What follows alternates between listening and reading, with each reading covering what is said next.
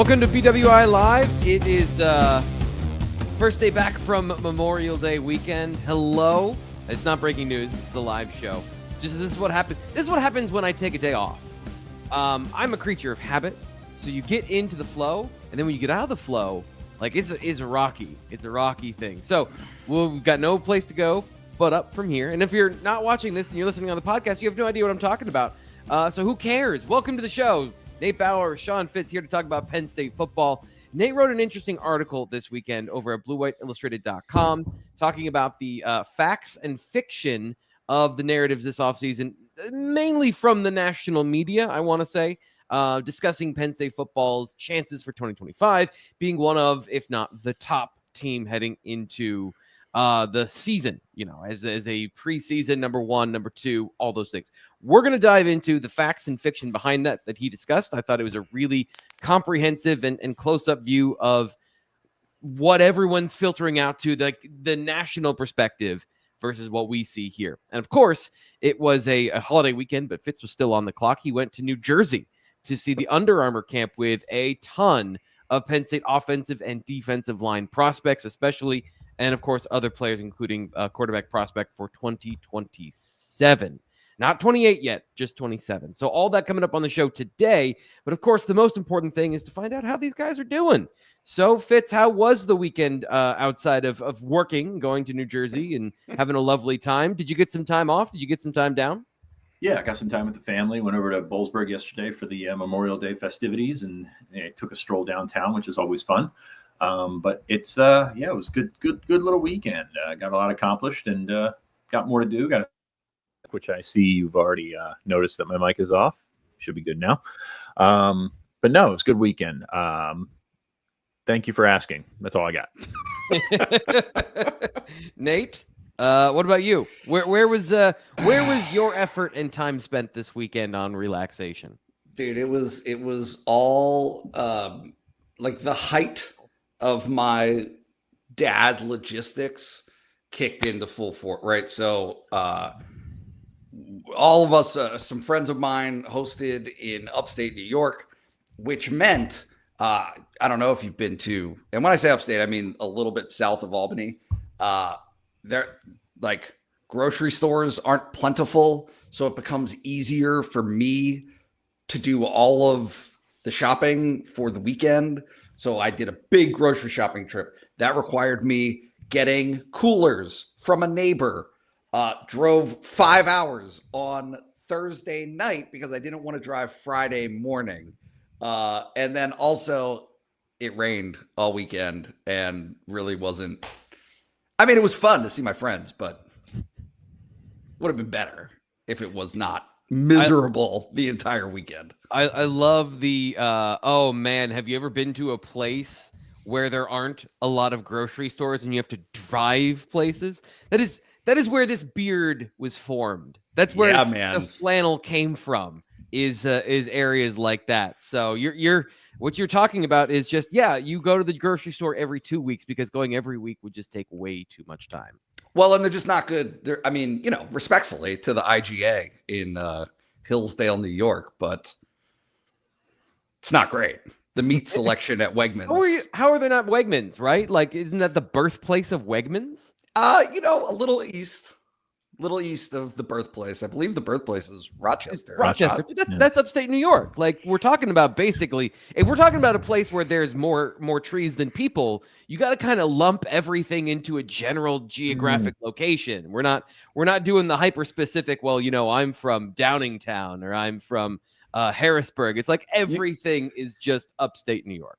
Everything north of New York City, is upstate New York. Oh, sure. They even think Buffalo is upstate New York at that point. So, well, he's more steamed ham territory in Albany. So, it's a big state. That's right. I drove through New York this week. It was great. Yeah. So I was in New Jersey, basically New York of New Jersey, Ramsey, which is right at the top. Yeah, New York of New Jersey. Turn around, basically. Yeah. So you can see the skyline from the distance, right? No, not there. No, okay. I'm west of there, but it was a good time. Good time. Figured I'd bring the conversation back over this way. Yeah, well, we're It going was to all very, very uninteresting. So we're going to take another swerve here to an entirely different place, and not necessarily a good one. Reports this weekend were that former Penn State wide receiver Julian Fleming was injured in an ATV accident. One person died in the accident, and Julian Fleming was in critical condition. Excuse me. After the accident, and so first off, just from the show here, our thoughts and prayers, whatever they're worth, are going to Julian Fleming and his family. Guys, I don't know if you had any other, if you want to fill in some of the details from the reporting this weekend. Greg Pickle obviously handled that for us. But Nate, any more on this incident you want to share as far as what we know and the facts of the situation? Yeah, the obviously the young woman who passed away was his girlfriend, Alyssa Boyd. So that Fitz and I think are on the same page on this. We have these lighthearted shows, and we got a text. I want to say Saturday afternoon, maybe, and it just sucks. It's just those are the texts that you don't want to get when it's somebody checking in to see if we had heard anything right about Julian and what had happened with him and obviously his girlfriend. It's really tough, and I don't know his status. There have been people who have been connected to him, I think, posting on our message board that have kind of offered some level of encouraging signs in terms of where he's at in terms of the his physical status. But obviously, a deer collision on an ATV while not wearing protective, safety gear, just tragic all around, and hearts go out to them. Yeah, that's one of those situations where, like an ATV, I think most of us don't inherently think of the danger with them, but in a situation like that, it's sort of an unavoidable thing. Literally, when the deer runs out in front of you, that's an unavoidable situation. So again, hoping for the best for Julian and his family, and for the young woman who passed away, their family, and dealing with the tragedy as Penn State community can rally around those people as we know how they can do. So no great transition from there, but let's get into some of the football stuff for today. And Nate, I'm going to come back to you on this one because you're leading the show here on the first half, where we're going into your assessment of national narratives and how these things are being perceived from the 5,000-foot view, as opposed to what you see as somebody who's covered the program for, ever. And so what are your... forever. Listen, forever-ish, forever adjacent. I'll take it. Let's start with what prompted you to write the article? What prompted you to go into this conversation? Yes, Nate. What prompted you to write that? Yeah. Other than it's May? It's May. Look, I will acknowledge a couple of things, right? The first one was these anonymous quotes from other Big Ten coaches, right? And Athlon Sports is the one who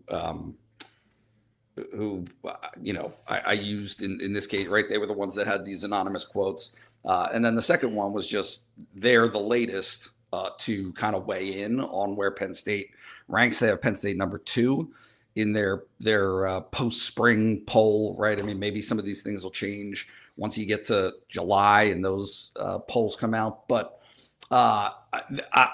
this is me being forthcoming about the disingenuousness of me writing these in the first place. It's really nitpicking, right? I'm getting into semantics, and I don't think that I'm rejecting the notion of Penn State being ranked highly, or coaches having opinions, right, that they're sharing anonymously about Penn State. It's just a question to me of how reasonable are some of these takes, right? So one of the comments was, if they can't break through this year with this squad, it's not going to happen. I believe I'm paraphrasing that quote. And so your issue for James Franklin, right? And James Franklin as a head coach, and your assertion is they've already broken through as a program. Very much so. Very much so. Right? Like they won a Big Ten championship in 2016. That was the breakthrough. They've had 6 10+ win seasons. They've been right. I mean, New Year's Six bowls don't carry the weight that they once did. But that they got to the playoff this past year. They got to the semifinals. So that frame of reference of the only way to break through is by winning a national championship. That's a really small club. There are 3 current college football coaches who have a national championship. Yeah. So, I don't think that can be the barrier to entry as to what a breakthrough means in college football today. So, Fitz, the logical conclusion then is the breakthrough, despite what Nate said, which is unbelievably reasonable. They were almost in the national championship game last year. They've been to 2 Big Ten championship games. They've won 10+ games. They have a long track record of success, but they have not beat Michigan, Ohio State, or Oregon, adding that team to the list here of teams that are, thumb on top of them in the Big Ten in general. So is that a fair assessment of the breakthrough, even though you can still go do all of those things and lose to all 3 of those teams, maybe not in the same season, but you could lose to those teams and still find yourself in the playoff if you're Penn State. So how do you view that? I think it's twofold here, because Ohio State just won a national championship and lost to Michigan. Like, I think some crazy people would say they would trade that, but that's not what you would say, right? Like, you would say that the regular season wins while they need to get you there to the playoff.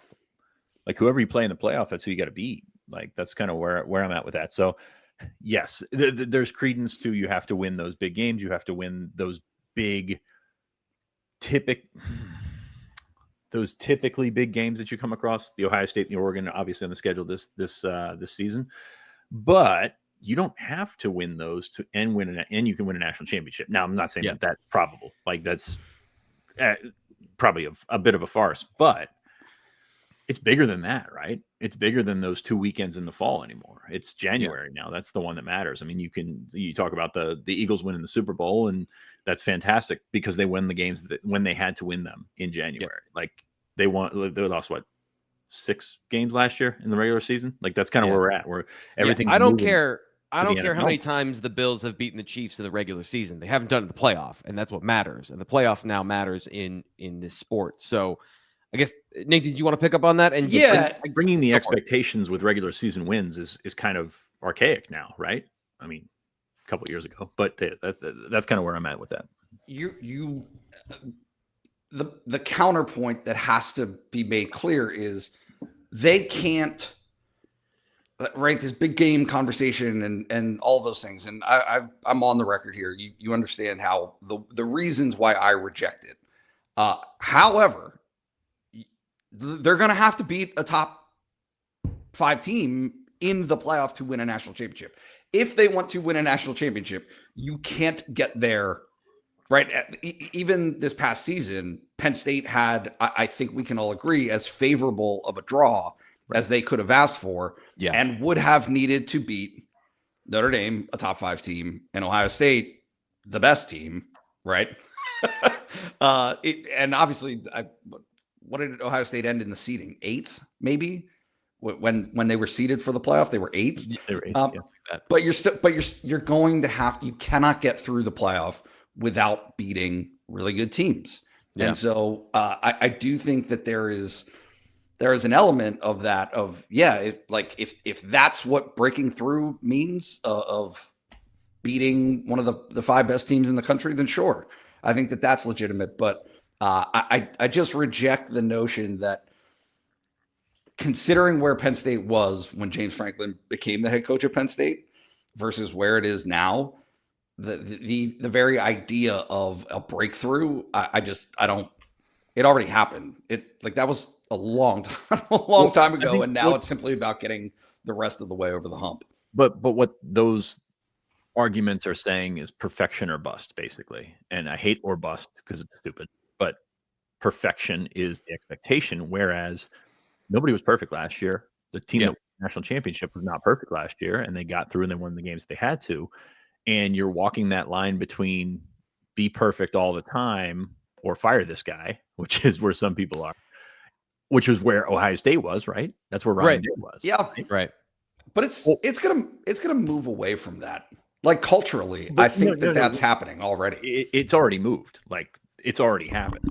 But grasping that and catching up with the mindset that the fan base needs to be with that movement. Like it's very hard because you're always 2 years behind in terms of like what you experience and what you are actually going through. Like that, that is kind of where I'm at with that. Plus, you walk that line of it has to be against Ohio State, Michigan, or the top whatever team, Oregon. I guess you could throw in there as well. Whereas people still aren't counting SMU and Boise State as like legitimate wins, and that's just like we're talking ourselves into a line that is so thin, that is so perfectionist based that it doesn't make any sense anymore. Like that's not really it. Like when it was, you have to win all 11 of your regular season games to win a national championship, to get in a position to win a national championship in a bowl, in a BCS title, in a 4-game playoff. Yes. Okay. There's that margin for error is much smaller. Now it's not so much. And like, we haven't caught up with that. I don't believe. It's interesting because Nate was all in to begin with. The last thing before we have to get to something else in this particular conversation is they're going to have to do it this year because to get to a national championship, they are going to play Michigan. I'm sorry, excuse me. They're going to play Ohio State and Oregon this year. And then they're going to, if they advance to the Big Ten championship game, they're going to have to play, a top 5 team. And then with the seeding this year, how does that affect, the non-reordering of the seeding based on conference championship games? How does all that affect this conversation in your mind? Because the path that Penn State got last year, I don't think they want that again. I don't think the college football playoff wants that particular opportunity to happen again. And from all I understand, has the seeding actually been past the reordering or the non-reordering of the seeding? I believe I saw that was either that was going to pass or it had already passed.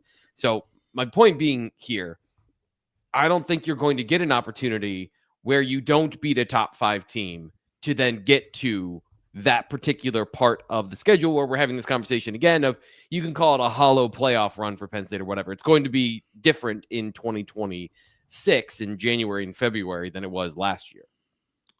Any final thoughts there? This is not what you asked, but kind of is a little bit. Well, I didn't really ask anything. I just made a comment. No, one of the comments was if it doesn't happen for Penn State this year, it's not going to happen. And that's the second element that I'm not with. And primarily I'm not with it because especially in today's landscape of college football, teams can change dramatically from one year to the next. And like this notion of, okay, Penn State had this great recruiting class in 2022, Singleton, Catron, Drew, Denai, all those guys. And this is the last time that you have them.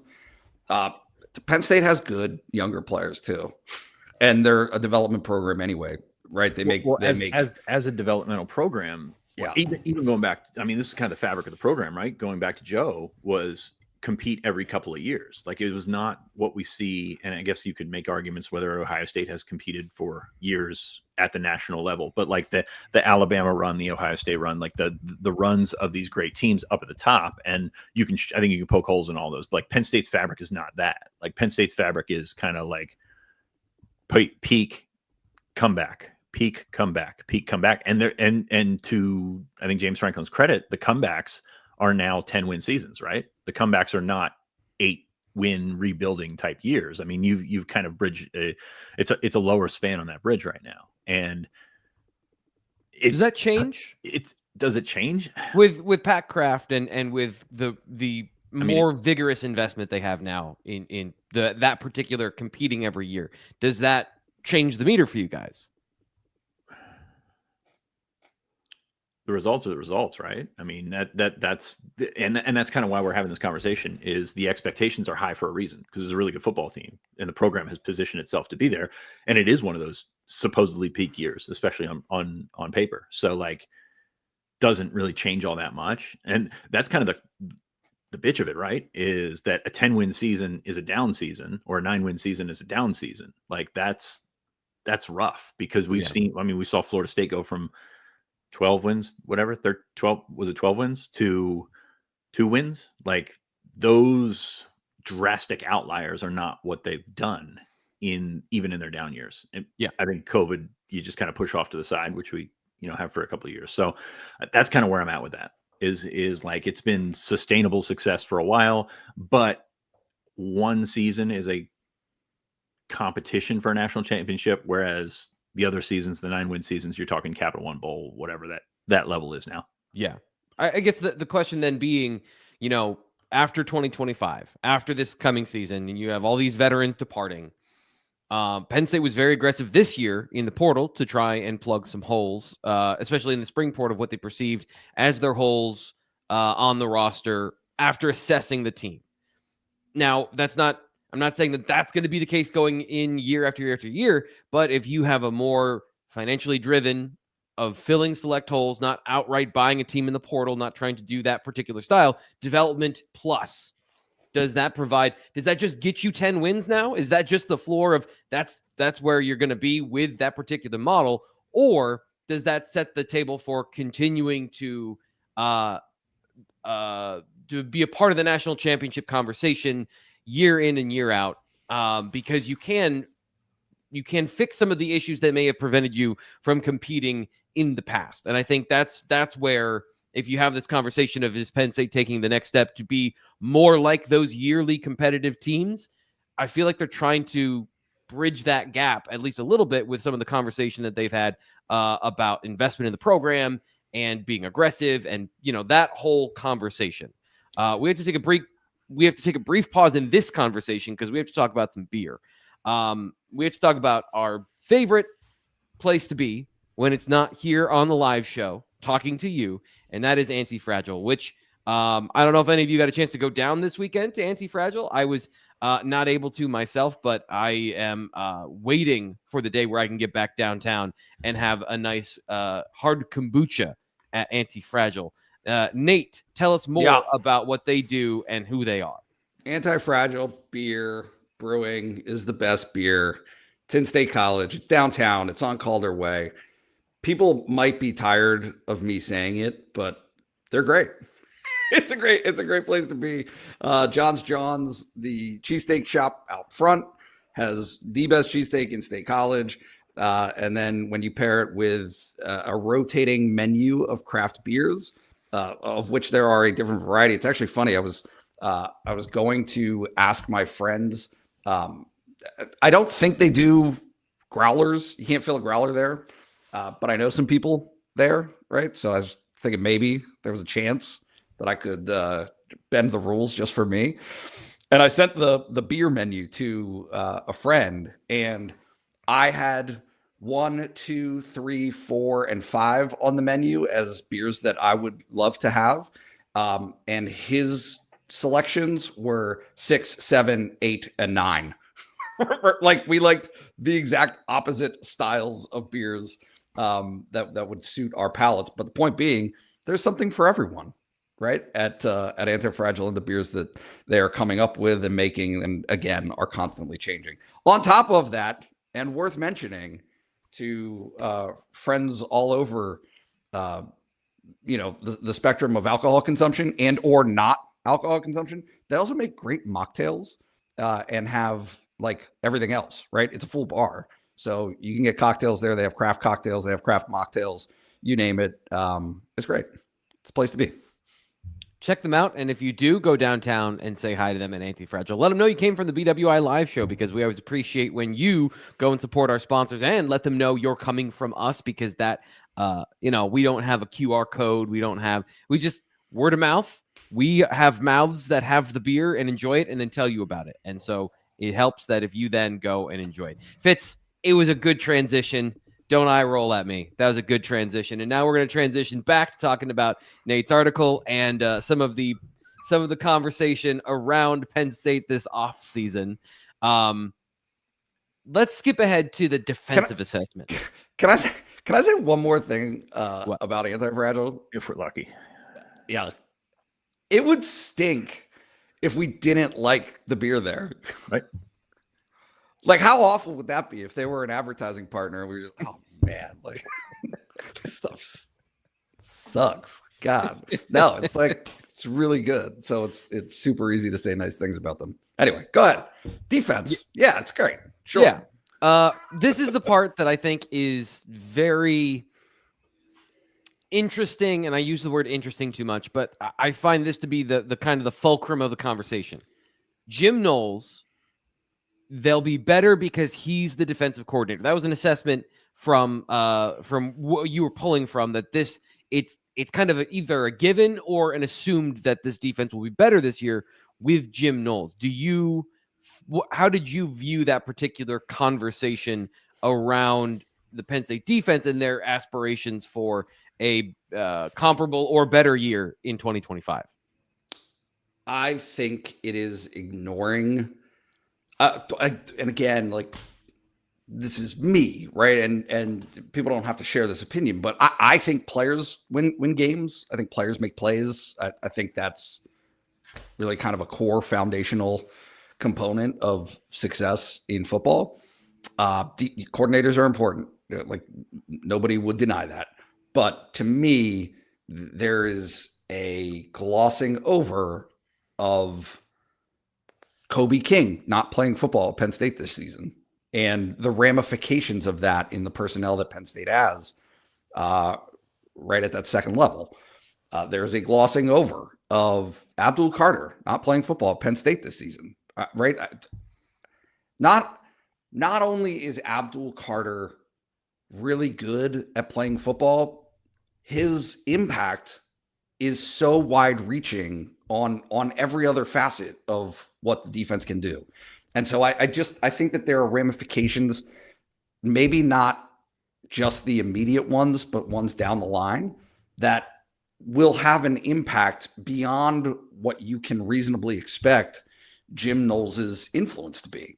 That said, from a pure, and you know this as well, T. Frank and Fitz, from a pure putting the right players in the right places at the right time perspective, that gift of Manny Diaz that I think everyone saw repeatedly.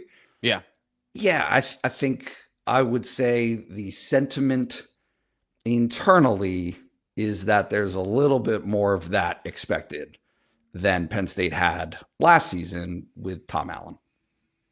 Yeah, Fitz, go ahead. Yeah, I mean, I think it comes down to him being able to use that personnel, and I don't think Tom Allen was kind of acute in that last year.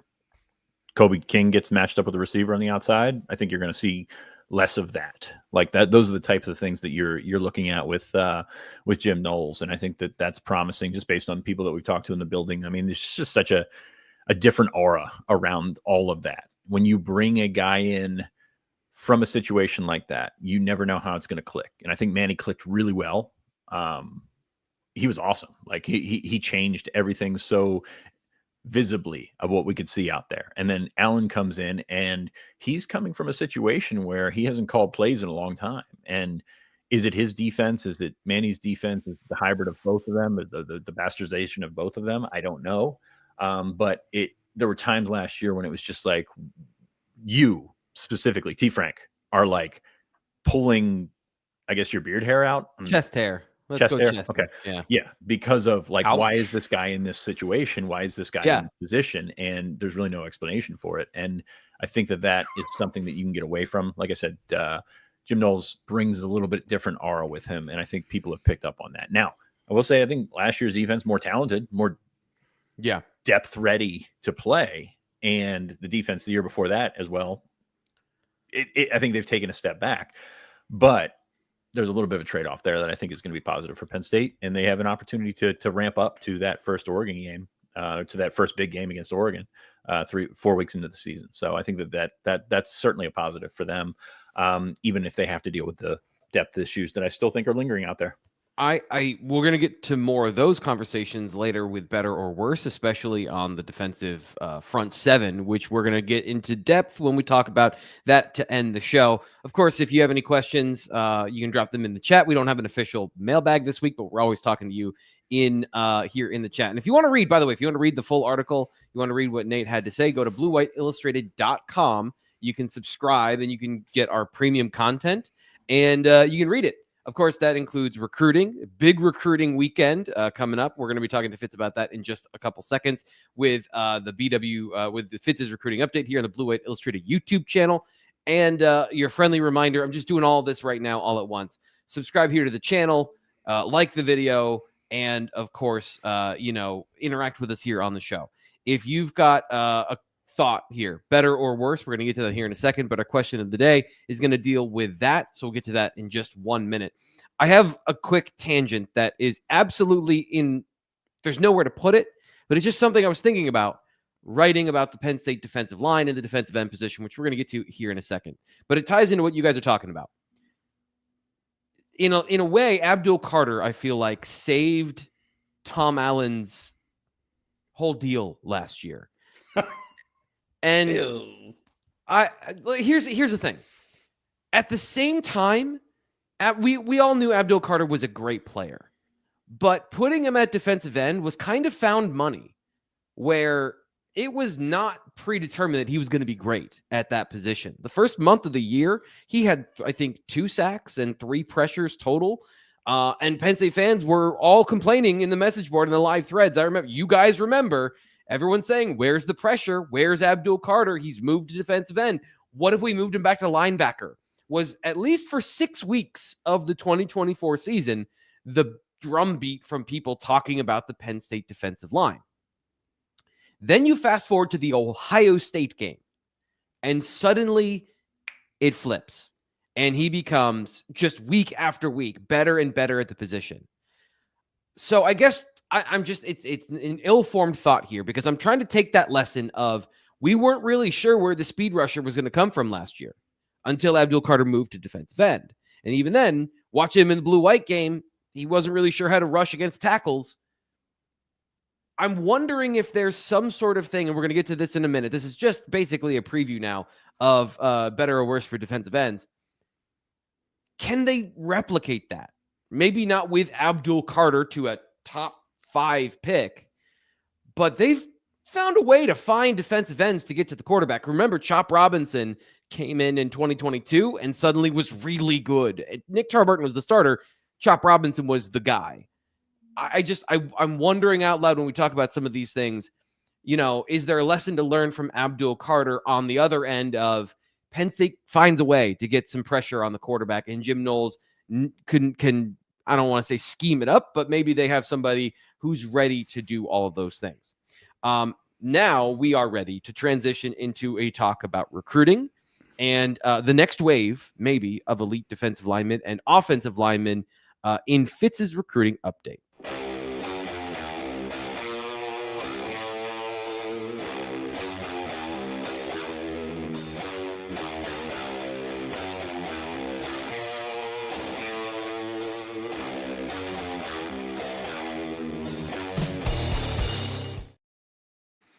Here on Fitz's recruiting update, we talk about what Fitz has to talk about in his recruiting update. I'm going to define the thing by talking about the title.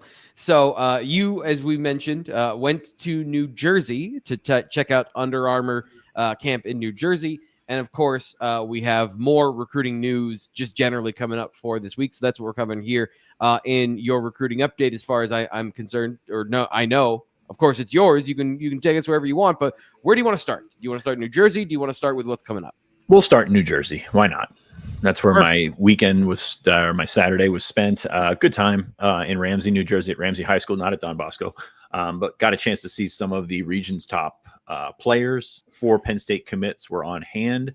Some other guys that we talked to that, Penn State's in pretty solid position with as well heading into the summer. But good camp as always. Under Armour does a good job of getting that. They've got Baltimore this weekend. I'm not sure how that one's going to work out because everybody's going to be on their official visits. Yeah, it's on Sunday, but that's the story for another day. But as you see here, we've got plenty of video coming from, especially from offensive line, defensive line one-on-ones. I thought it was a good group of offensive linemen. Maxwell Hiller was my top guy. Carter Scruggs won the MVP, which he had a good performance as well. Don't get me wrong, but Maxwell Hiller, he's very good, and you can see him here playing right tackle. I think he's probably a guard at the next level, but also one of those guys where if you put him at any of the 5 positions, I think he could excel. 2027 from Coatesville. Has been into Penn State a ton of times, has camped with Phil Troutwine, was very high on Penn State, and he's going to be back at some point. But it's just a matter of him getting out to see other schools. He did that this winter, this spring, saw Alabama. He's going to go out to Oregon. He's going to go to Florida. He's going to go to a bunch of places this summer, which is actually, it's kind of an interesting summer on tap here, because usually what would happen is you get all of June to go out and camp and to see these places, to take unofficials in the case of 2027 and Maxwell Hiller. But you also have late July, where Penn State usually would have its Lash Bash, which bringing in a couple of camps and getting some big days. Last year was back-to-back Lash Bash days. So very, very talented. That's all gone now. So you've only got 3 weeks basically to go out and check these places out this summer, which I think is going to be good for people in terms of what they bring to the table, in terms of like seeing schools that you actually want to see, as opposed to visiting 19 schools in a summer, which is a bit overkill. But they have an opportunity to get back to these schools that I think you see that they're actually interested in. And to further that calendar discussion this offseason, as we're playing, by the way, this is the final 5 that's been playing on YouTube, the offensive line, defensive line, but that calendar discussion sees coaches go on the road in January and now in the spring evaluation period, but actually recruit. So it's no longer just like, hey, we'll see you in the hallway, wink, wink, and then, go to talk to them for 30 minutes and then don't tell anybody you talk to them. But what you see now is more relationship building, more of that stuff that makes guys more ready for their decision. And I think it's a reason that Penn State has 17 commits in the class of 2026 right now, is like a lot of those guys felt comfortable enough to do so without taking official visits. But we've strayed away from New Jersey. I apologize for that. 4 Penn State commits on hand. Messiah Mickens was there with running backs, linebackers. Hey, man, I'm sorry. This is a very tough situation for those to stand out, because it's basically like, hey, you go do the one-on-ones as if you're receivers and D-backs, but you're not receivers and D-backs. But Messiah Mickens still looked pretty good. Was encouraged by his makeup, his quickness in the open field, did some really good things. Thought he was going to win MVP, but he did not. But that's kind of a theme with the camps I've seen this year, is the guys that really stand out and should have won MVP. Maybe they haven't been there, but Mickens is there. He's still locked into Penn State visit this weekend. We'll see what happens in the rest of June, but I think he'll be pretty solid with Penn State. Isaac Chikwara was the second weekend in a row that we saw him. He was at the Elite 11. Same with Leighton Von Brandt, who was at the Elite 11 last weekend. They were both in New Jersey.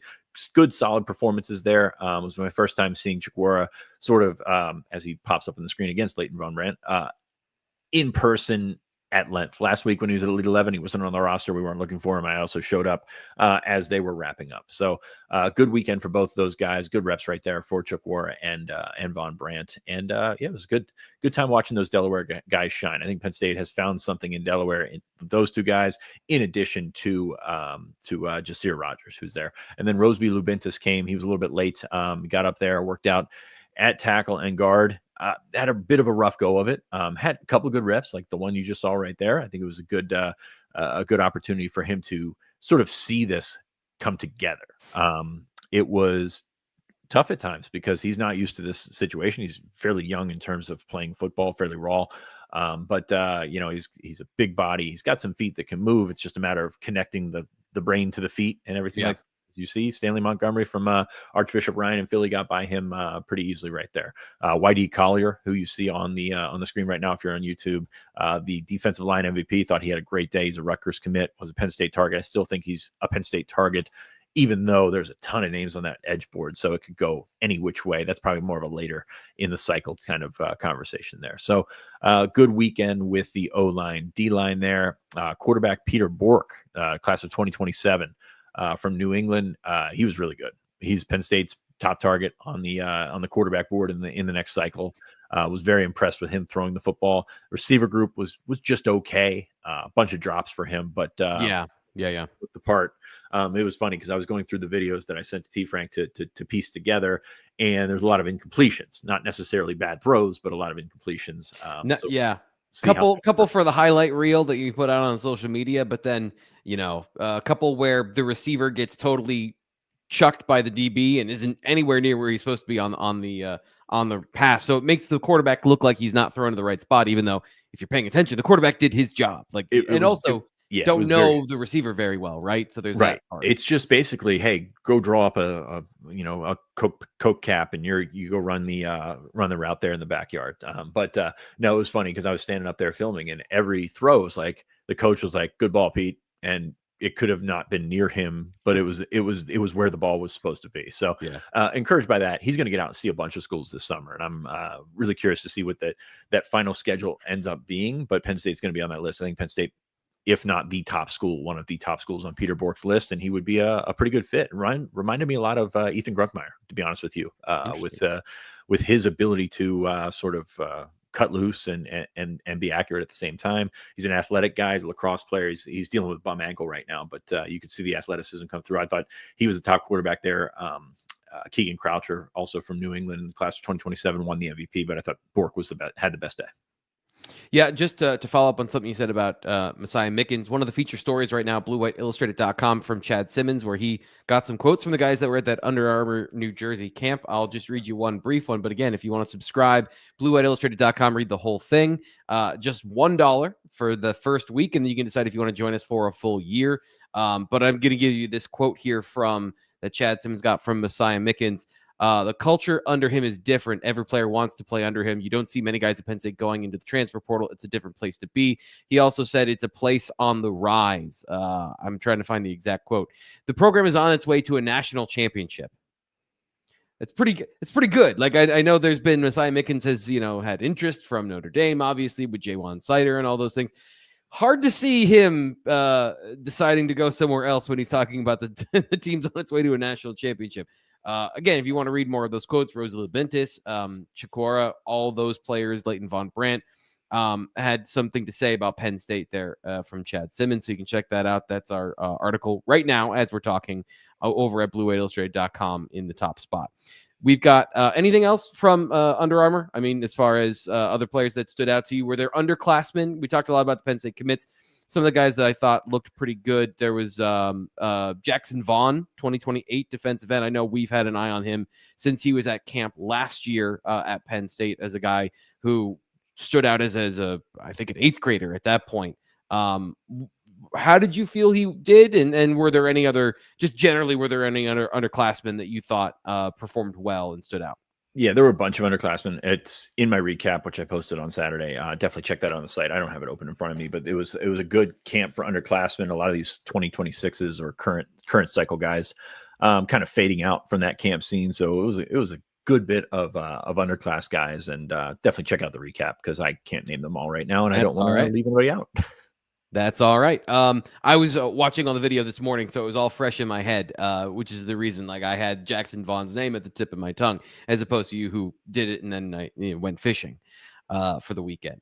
So official visits coming up this weekend. I know that's another big thing for the recruiting calendar. I never know how to view this particular weekend, Fitz, because it's a big weekend in terms of the number of players here. They're committed players. So if Penn State fans are expecting a huge rush of commitments from this particular weekend, I always kind of gloss over this one because you had your Joey O'Brien's last week. You have some more of your big prospects and players coming up later in the summer towards the end. So you can leave that last good taste in the mouth of a prospect who wants to make a decision. And now you've got this particular weekend. So how do you view this weekend? And then what are you looking for in terms of impact from this official visit weekend?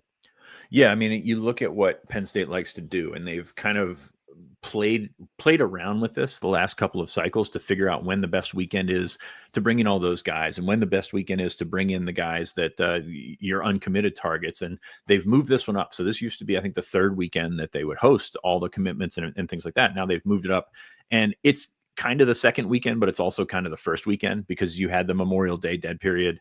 So no official visitors last weekend. So this is kind of like your last rush. So you've got camp season opening up this weekend.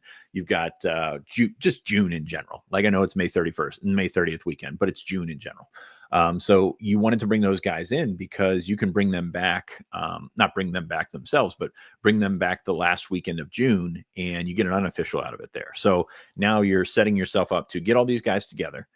Smooth. Ooh, that's a terrible word to mess up. Smooth over any sort of cracks that you may have with other schools coming after them, and then bring them back at the end of June and reassure them and get them ready for their season. Because as we mentioned before, that July window is no longer open, so you don't have the long layoff, and then guys might pop up at the end at other schools in the end of July. So you're just kind of setting yourself up, I think, for success. I think the way to do it. So they're going to bring everybody in this weekend, with the exception of Terry Wiggins. He's going to come in a couple of weeks.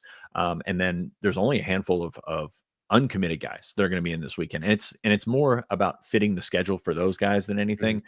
Yes, you can talk about, well, get them around the commits and make them feel at home and things like that. And there's an element to that, but I don't think that's really the case, because you've got a couple of offensive linemen coming in, a couple of linebackers coming in. So it's not really a peer recruiting weekend in a sense of we want you to join our team. It's more about, hey, this family, this community, this fellowship that we've all got together, this is kind of on display. So it's not about, and this is a question we had in the chat on Friday, which, by the way, the chat was fantastic this weekend. I do recommend you check that out at bluewhiteillustrated.com. But you have an opportunity. It's not so much of a hard sell for these uncommitted guys with the committed guys on campus. That's not why you set that weekend up like you set it up.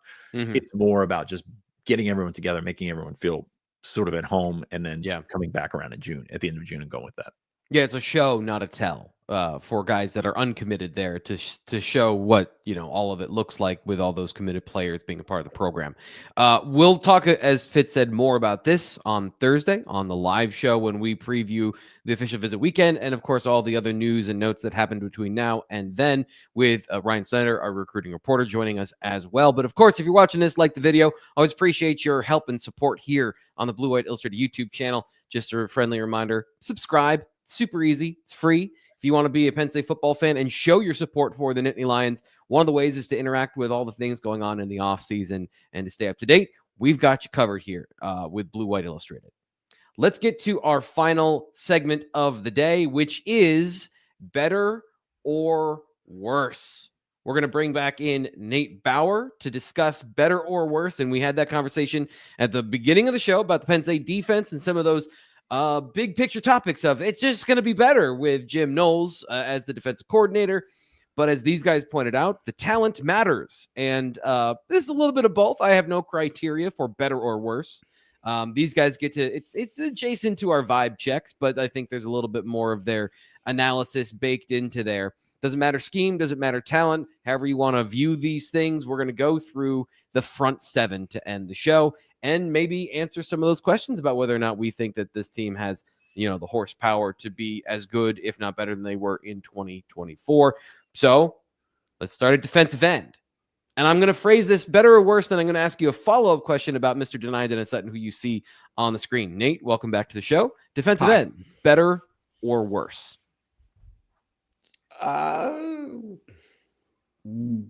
Worse, begrudgingly. Different. Okay. It's a different thing, right? I think that the top end is undeniably not right. Yeah. I think there's a conversation. Number 3 draft pick.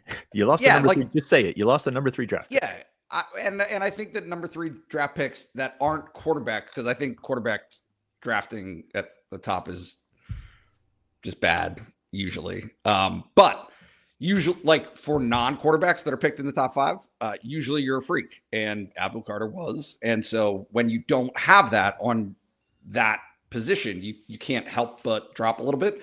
I have some question as to whether or not Denai can be that. I think that there are signs that he can be game changing. I just, an interception in a national semifinal from a defensive end on that play, the way he did it. It was a hard pick too.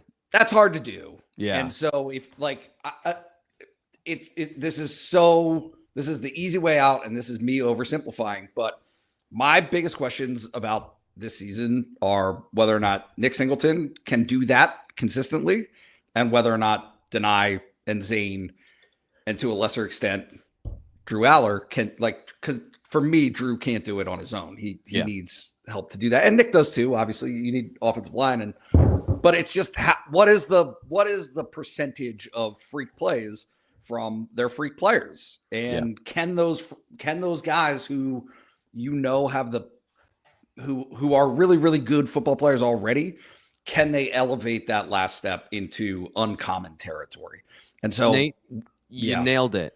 You nailed it. That was the question I was gonna pitch to Fitz. So Fitz, I just want to ask you your opinion on that. I know that there's no answer. Doesn't matter because I already said it. But let me ask specifically with Dennis-Sutton, a guy that we've seen for a long time now. So he played as a freshman. He put up elite numbers. He's been a very good pass rusher for Penn State. And my whole tangent earlier was maybe Penn State finds a defensive end that is an elite pass rusher that isn't obvious yet. Dennis-Sutton is staring us all in the face. And I do feel like maybe this is me criticizing a personal criticism of my view of these things is I guess I view Denai as a steady, he is what he is. Do you think he can be the guy to lead the pass rush and to be a borderline elite player? It doesn't have to be Abdul Carter, but a guy that we don't have to worry about the pass rush if we're Penn State fans, because Denai is going to be the lead player this year. First off, only on the Blue Illustrated podcast will you get Nick Singleton as a key to Penn State's defensive end position. So thank you for that, Nate. Number two, yes, I do think he can be there. I've watched him slim down this offseason with the opportunity ahead of him to be a better pass rusher, be a little bit more twitchy. I don't know that it changes all that much in the type of player that he is, because he's always been that type of player. This kid was 250 pounds when he was a sophomore in high school. So there's elements of, I mean, he looks like a Greek god, no doubt. But the twitch is what we're looking for. You look at Penn State's most effective pass rushers over the last 4 seasons. You've got Abdul Carter, clearly the twitchiest of the twitch. Mm-hmm. Chop Robinson, right there with Abdul Carter, and Arnold Ebiketie, who was a shorter, twitchier guy. Absolutely. Who led Penn State in sacks in 2023? Put you on the spot. In 23? Yeah, in Chop's last season. Who led? Adisa Isaac? Adisa Isaac, yes. That is my comp for Denai, but I think Denai's better. You don't have to be the twitchy whatever to get to the quarterback, and I think he's going to have that opportunity to do so. He showed at the end of the season that what he's capable of. Am I saying he's going to be a first-round pick? Absolutely not. Am I saying that he's going to be a double-digit sack guy? I'm not. But like, he showed at the end of the last season that he can certainly make those plays when he's healthy, and I think he's healthy now, and he's taken the steps needed to sort of bulletproof himself for next season, if that's possible. I think he can do it, but it's going to look different. It's going to look different than Abdul Carter running around guys and getting held and doing all that stuff. But it's on Denai. I think he's certainly capable of doing it. Z-Man brings up the guy that I think everyone is hoping takes that next step to be the Abdul Carter, or more specifically, I think the comparison is Chop Robinson with Max Granville. So is it fair to put that sort of expectation on a sophomore who enrolled early and should be a freshman this year? Admittedly, a guy that was, a January, born in January. I went back and I tried to look at the age to have this conversation in a realistic way. He is roughly the same age as Chop Robinson at this point in his career. So enrolling early, as much as it was a storyline, maybe now that he's when he enrolled early. Yeah. Exactly. So he there's that member of the class that he came with. There's at least that maturity from a physical standpoint to allow him to maybe be that guy. So Nate, do you think that he can take that turn to be a pure speed rusher, where we're talking about Dennis-Sutton, and Fitz, I think, outlined it perfectly. If it's going to look different, it might not be Abdul Carter, but he can be great. Every once in a while, you still need that fastball, and he's the guy that everyone is pointing to. Is that an opportunity there for Penn State? Yeah, I think the question is, what liabilities does he present to you in terms of how frequently you're using him, right? Is he, I mean, run defense obviously is the thing that people are going to be concerned about. What are you trading by having his speed rush on the field, and how effective is it in the first place? And is it a higher upside than the guys who might not have that same liability? Right? Is like to me, that's the secondary question to this is, yeah, you have a question about the top end of the room, but the area that potentially brings it up or down is Zariah Fisher better than Amin Vanover? Right? Is Max Granville better than Amin Vanover? Are they more productive than Amin Vanover? How does that balance work itself out? And I don't have the answer to that. I think that Penn State feels pretty good and thinks that there's potential there, but I don't know. You guys tell me. Like, do you think Max is there right now? Fitz, go for it. Not quite. And that's fine. It's another double-edged argument because the standard in this room is so high. T. Frank, you asked a couple of minutes ago, is it fair to expect that? Probably not, but that doesn't matter because they need to get something out of those, for lack of a better term, reserve guys. And I think they're immensely talented from sophomore down. I think they're immensely talented, just not experienced, and they haven't, had the chance to sort of flourish on the field. So I think they will. Like I said, I keep saying I'm really, really high on the Penn State defensive line in 2026 for a reason. I mean, these guys need to get in there, grind experience, and then go for it, which I think they can. It's just a matter of it, again, looking different than we've seen in the past. I mean, we're going to transition to defensive tackle here and talk about all the experience that they lost. They had some talented, experienced guys, but experience goes so far on that defensive line. And that's kind of the hesitancy, right? And I think he's fully capable of doing. I think Jalen Harvey, probably not talking about enough as well. Yeah. Probably see Malachi Williams in there as well. Even Kemiju. Like, these guys have the ability to step into that role eventually. It's just, how are they going to do it when you have to drop them in the bucket and hit that ground running in September? Well, perfect time to transition. Sorry, Nate. Only a couple minutes left on the show. We've got to get to defensive tackle, though, because it is the complete conversation about what Fitz just mentioned of the outgoing talent. Not just Abdul Carter on the high end, but you had a lot of veteran players, Keziah Izzard and Devontae Thomas, leaving the program at defensive tackle. But the best defensive lineman, not named Abdul Carter last year, was Zane Durant. He's coming back for his senior season. So, Nate, now I'm going to bounce this one to you. Better or worse with him and the young guys that he has behind him for this particular season in 2025 at defensive tackle? And I think that this plays into the Max Granville conversation. Is Zane Durant so good? Is Dennis-Sutton so good that there are trickle-down economic benefits, right, to those other guys? Like, can Max Granville be a beneficiary of how good those other guys and the attention that those other guys take? What's so funny? I was just coming up with a bunch of jokes about trickle-down economics that aren't appropriate for the show. So no, that's a great continue. I mean, it doesn't work in economics, effects, so why would it work in football? That's all. What kind of impacts can there be of the performance of those other guys? So yeah, I do think that Zane there is probably some warranted criticism that he isn't mentioned quite enough. I was surprised.